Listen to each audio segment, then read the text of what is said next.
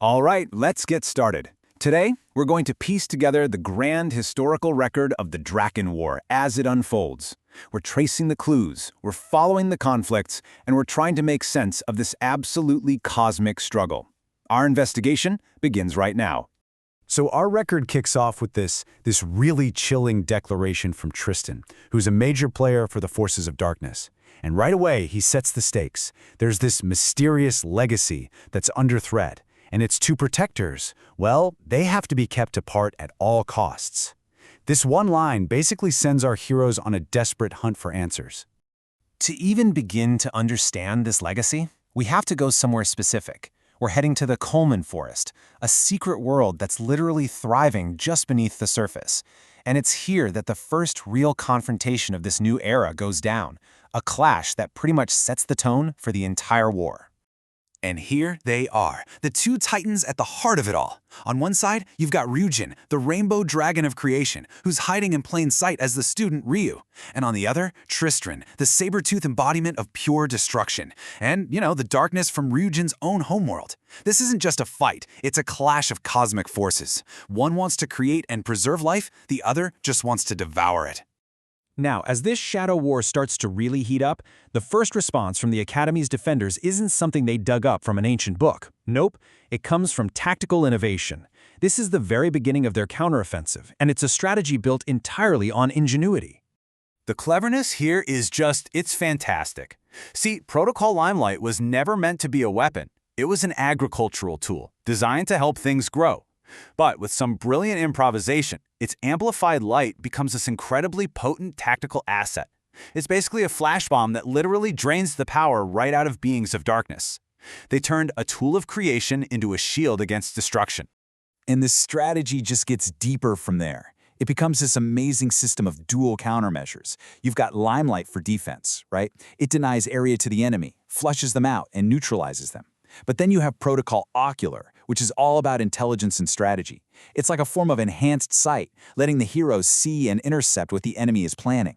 So one blinds the enemy, and the other gives our heroes sight. It's a perfect combo.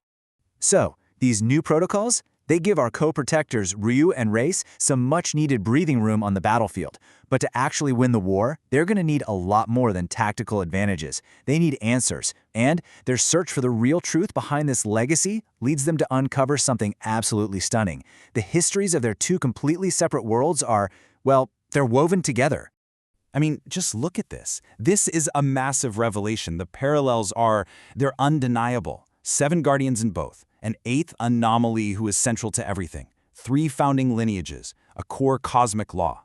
Sure, the names and details are different, but the fundamental structure is identical. This isn't just a coincidence. These aren't just similar stories. They're echoes of a single universal history, pointing to a connection between these worlds that's way deeper than anyone ever thought.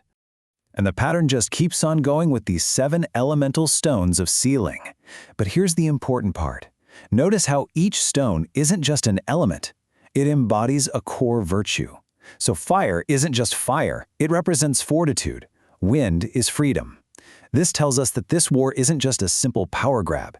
It's a fundamental conflict over the very ideals that hold reality together. And you see this theme of duality over and over again. We see it here with the Alpha and Omega gates, beginnings and endings, good and evil. Yeah, they're presented as total opposites, but the record is very clear. They are two parts of a single whole. And this idea, this concept of a unified paradox, is absolutely crucial to understanding this war. Okay, so this is where it all starts to click. All these different clues, the shared myths, the virtuous stones, the dualistic gates, they all start to converge. They're all pointing to the true nature of the legacy that Tristan is so desperate to get his hands on. And here is the most important point of all. Tristan, Galagiles, their whole army, they have fundamentally misunderstood what they're chasing. They think the legacy is some kind of ultimate weapon, something to be taken and used for domination. But it's not a tool for destruction at all. It's the legacy of life, a creative force that's essential for the existence of every world.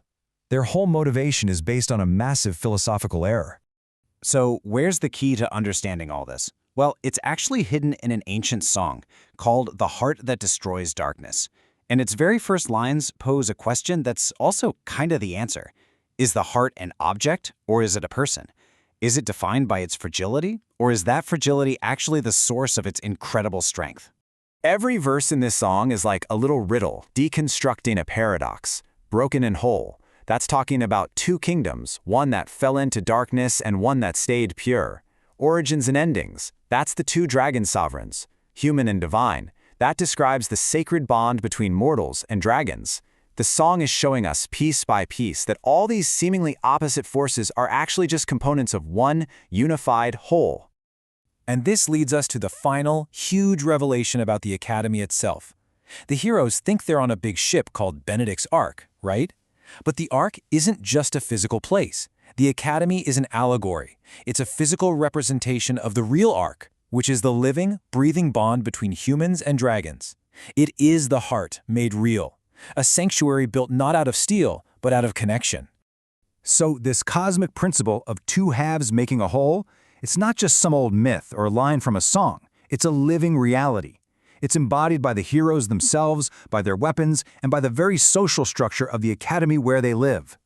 You can literally see it materialized right here in these twin swords. Take the Sagiasan sabers, forged from completely opposite materials, dark and light mithril. They explicitly represent the will of two hearts. Or the Pyrostellus luminaris, which are literally born from a single shared heart, one blade for the day, one for the night. In both cases, you have two separate parts that come together to form a single, much more powerful whole. And get this principle is even engineered directly into the student body at the Academy. The school is split into two rival classes, right? The deviants and the honors. But for every single deviant student, there's a counterpart in the honors class that they share this deep, profound bond with. They're rivals, but they're also kin. Opposites, but they're connected.